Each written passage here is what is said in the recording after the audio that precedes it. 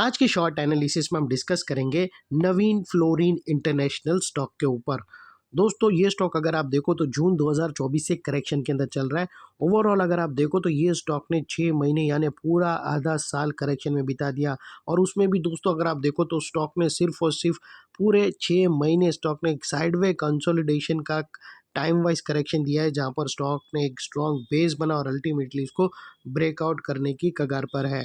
यहाँ पर दोस्तों जैसे ही ब्रेकआउट मिलता है तो यहाँ पर अपसाइड में दोस्तों तकरीबन 15% की अपसाइड मूव आ सकती है। लेकिन दोस्तों यहाँ पर कोई भी हमारी बाय सेल होल्ड रिकमेंडेशन नहीं है, ये प्योरली एजुकेशन पर्पस है। मैं अपना पॉइंट ऑफ व्यू आप लोगों के सामने शेयर कर रहा हूँ। कोई भी पोजीशन लेने से पहले अपने फाइनेंशियल एडवाइज़र को ज़रूर कंसल्ट कर लेना। दोस्तों आप लोग देख सकते हो कि ये वो टॉप था जहाँ से एक डाउनवर्ड स्लोपिंग पैरेलल चैनल के थ्रू करेक्शन आया था, और जब तक स्टॉक ये डाउनवर्ड स्लोपिंग पैरेलल चैनल में था स्टॉक प्राइस वाइज करेक्शन के अंदर एंगेज था, और यहाँ पर back to back lower lows triggered हुए। दोस्तों अगर आप देखो तो फर्स्ट लोअर लोज यहाँ हिट हुआ, सेकंड लोअर लोज यहाँ पर, थर्ड लोअर लोज यहाँ हिट हुआ, और जैसे ही ये downward sloping parallel channel upside में ब्रेकआउट हुई, इसने मल्टीपल हायर हाइज को ब्रेक करके उसके अबाउ सस्टेन क्लोजिंग देकर कंफर्म कर दिया करेक्शन कंप्लीटेड।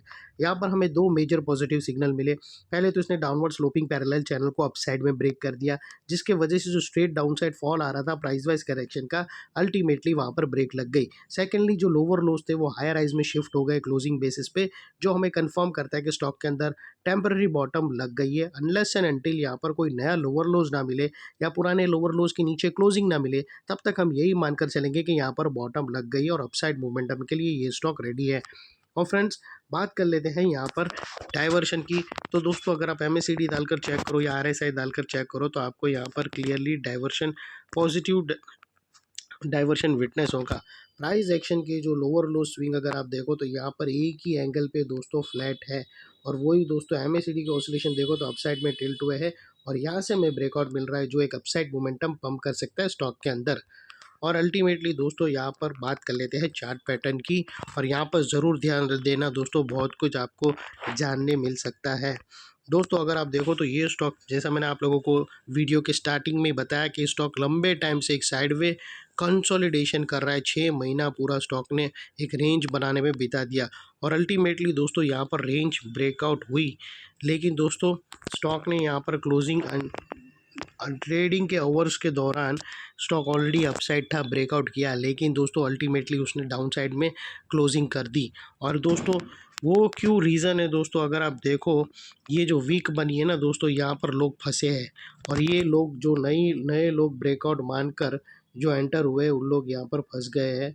और ये फंसने का कारण भी क्योंकि इसके ऊपर ही दोस्तों एक एक गैप, ये स्टॉक ने गैप छोड़कर नीचे आया था, तो वहाँ पर सेलिंग प्रेशर थी और ये ब्रेकआउट की नेकलाइन थी। दोनों के वजह से सेलिंग प्रेशर ऑलरेडी हैवी थी। जो लोग पिछले लोग, मैं आप लोगों को अभी बताता हूँ गैप, इसको जूम इन करके, जहाँ पर आप लोगों को पता चलेगा कि कैसे रेजिस्टेंस बिल्डअप होता है। अगर दोस्तों यहाँ पर देखो तो ये एग्जैक्टली वही लेवल था दोस्तों, ये जो लेवल जिसके बारे में मैं बात कर रहा था दोस्तों, यहाँ पर अगर आप देखो तो स्टॉक में एक गैप था, ये वो गैप का कारण है, और ये पूरा एरिया दोस्तों एक सेलिंग प्रेशर है। तो जब जिसके कारण दोस्तों जैसे ही वो सेलिंग प्रेशर के टेरिटरी में एंटर हुआ, वहाँ पर धड़ल्ले से लोगों ने, जो पिछले लोग फंसे थे उन्होंने अपना माल छोड़ दिया, और यहाँ पर एक सेलिंग प्रेशर क्रिएट हुआ, और यहाँ पर कुछ लोग फंसे हैं अभी। और दोस्तों ये ब्रेकआउट तो हुई, फिर ये ब्रेकआउट के बाद 3 दिन बीत गए, लेकिन स्टॉक ने फिर से वो नेकलाइन ब्रेक अभी तक नहीं करी है। तो दोस्तों यहाँ पर हम क्या करेंगे, अगर यहाँ पर एंट्री लेना हो तो ये जो लोग फंसे उसको रिलीज़ होंगे, जब रिलीज़ कब होंगे, जब यहाँ पर लोग कोई नई ऐसी स्ट्रॉन्ग बाइंग होंगी जो क्लोजिंग देंगी अबव 4014, ये 4014 के ऊपर क्लोजिंग मिलेंगी, तो फिर ये जो प्रीवियस लोग जो फंसे हैं नेकलाइन को ब्रेकआउट मानकर, वहाँ पर फिर दोस्तों एक बाइंग प्रेशर इमर्ज होगा। और दोस्तों यहाँ पर मोटा मोटी अगर आप देखो तो हमें 2 नेकलाइन लेकर चलना है, और पहली एक्चुअल नेकलाइन दोस्तों 14,015 के ऊपर हमें सक्सेसफुली क्लोजिंग मिलती है, तो ही हम ये पैरेलल चैनल एक्टिव मानेंगे और फिर हम यहाँ पर ट्रेड करेंगे। अदरवाइज़ दोस्तों स्टॉक की थ्योरी के हिसाब से अगर यहाँ पर आप पोजीशन लेते हो तो वैसे ही फंसोगे। ये जो लोग एंटर हुए ना वो ब्रेकआउट, ये पैरेलल चैनल उन लोग ने देखी है, और देखकर टेक्स्ट बुक के हिसाब से उन लोग एंट्री लिए, लेकिन उन लोग देखना भूल गए कि आगे एक बड़ा रेजिस्टेंस बैठा था गैप के ज़रिए। वो गैप ने यहाँ पर उन लोग का काम कर दिया, माल भेज कर उन लोग निकल गए।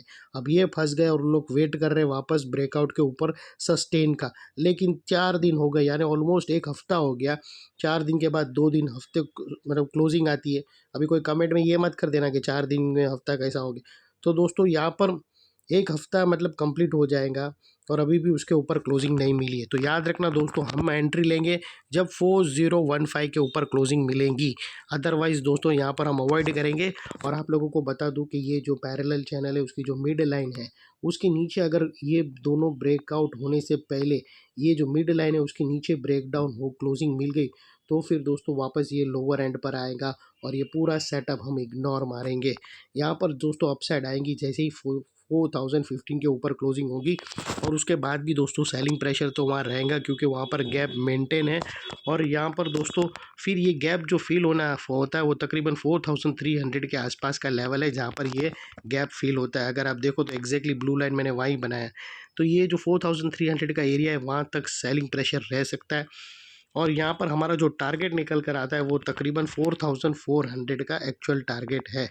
तो दोस्तों टारगेट के अकॉर्डिंग अगर आप 4003 पे भी आप सेल करके निकल जाओ तो भी प्रॉब्लम नहीं है, क्योंकि वहाँ पर रिजेक्शन आना तय है।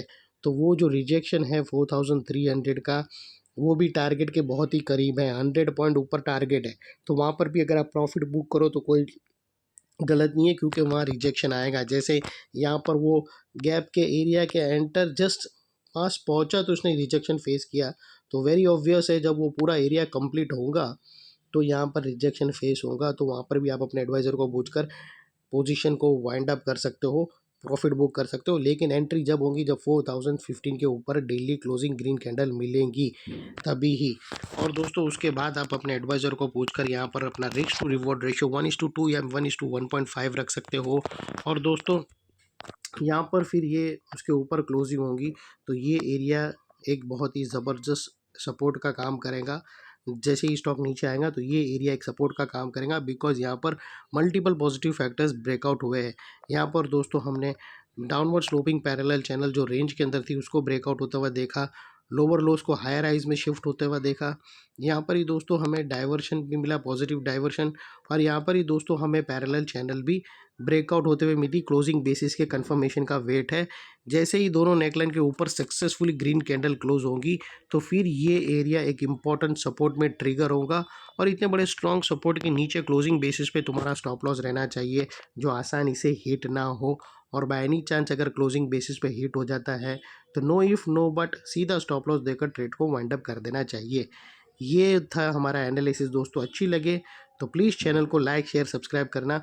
और दोस्तों अभी भी ये स्टॉक स्ट्रगल कर रहा है ब्रेकआउट करने का, नेकलाइन के पास ट्रेड कर रहा है, लेकिन हमें दोनों नेकलाइन का वेट है, उसके बाद ही इसको हम एक्शन में ले सकते हो और अपने एडवाइज़र को कंसर्न करके। थैंक यू फ्रेंड्स, जय हिंद, बाय बाय।